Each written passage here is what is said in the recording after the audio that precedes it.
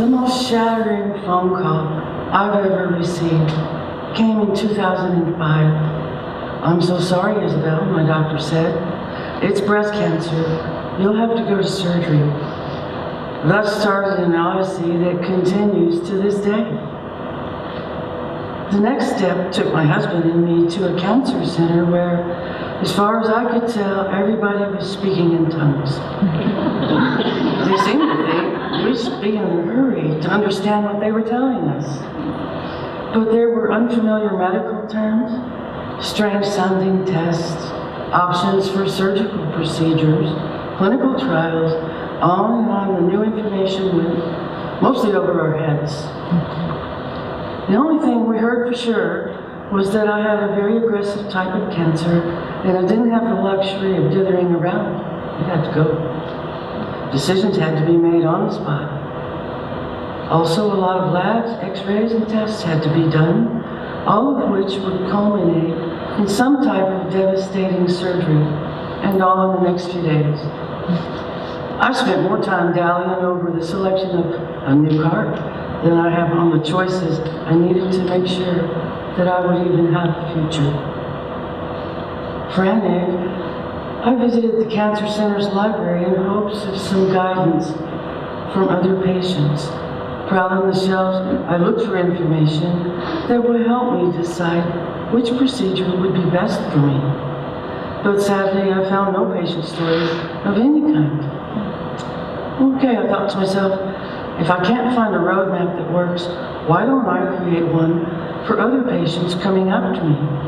And that's exactly what I did, never realizing that I was starting my second act in the process.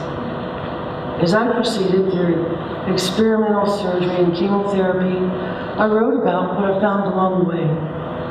I journaled about what having cancer can do to you. And as time went by, I realized some things about what having cancer can do for you.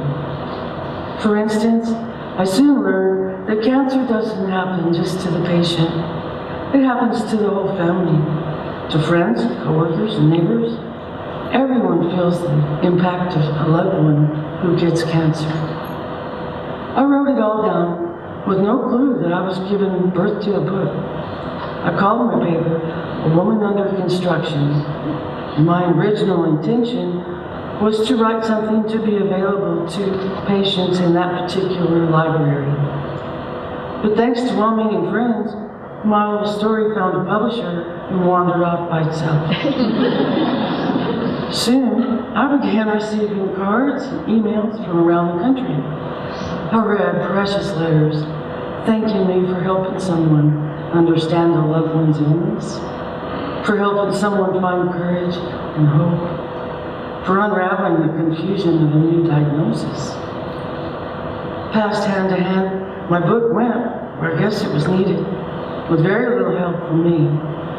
Too ill to participate in any sort of marketing, each letter lifted my own tortured heart, and it gave me a sense of wonder that my story had actually helped people navigate the minefields of a cancer diagnosis. Perhaps the most poignant moment of my whole life occurred one day at a street fair when a young lady bounced up and threw her arms around me. "I had to meet you," she said. "I saw your picture in that book, A Woman Under Construction." Startled, I agreed that I was indeed the lady in the picture. "I knew it," she said. "I want you to know that book saved my life. I couldn't face the thought of having cancer and I decided to go ahead and die. But the social worker brought me the book and asked me to read it before I decided. I read it and I thought, hey, if she can do it, so can I." And so she had the treatment and all the surgery. And she went on to tell me, "I just wanted you to meet my husband and our baby and to thank you for sharing your courage with others." Turning, she walked away with her husband's arm around her and a cure behind her. And she had her life back. Well, I was dumbfounded. I decided I just heard the best book review there could ever be. Around that time, I had found that I carry the BRCA gene, And suddenly I was fighting to survive metastatic ovarian cancer. My prognosis was very poor. Simultaneously, my beloved daughter was diagnosed with breast cancer.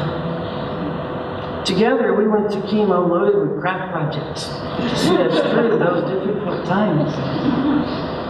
We said, we're still alive by Christmas, at least we'll have our presents ready. I am happy to tell y'all that my daughter lives and just celebrated her 5-year milestone.